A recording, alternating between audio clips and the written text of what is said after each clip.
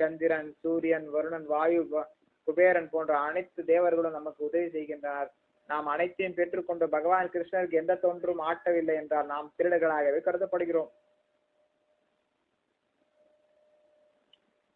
அறியாமைதான் நம்ம வந்து பாவ வாழ்வு வாழ்றோம். நமக்கு அது வந்து தெரிஞ்சுக்கிறதுக்கு ஆர்வமே கிடையாது. சொன்னா கூட கேட்கறது இல்லை யாருமே வந்து. அது வந்து நம்ம அறியாமையில தான் பாவ வாழ்க்கை வாழ்றோம். இந்த உலகத்தை யார் படைச்சான்னு தெரியாது, எதுக்கு படைச்சாங்கன்னு தெரியாது. நம்ம இந்த உலகத்தை எப்படி அனுபவிக்கணும், எதுக்காக அனுபவிக்கணும், யார் எல்லாம் எந்த விஷயமும் அறிவு கிடையாது நம்ம மக்களுக்கு. ஸோ அதனாலதான் பாவ வாழ்க்கை வாழ்றாங்க. அதனால துன்பத்தை அடையிறாங்க.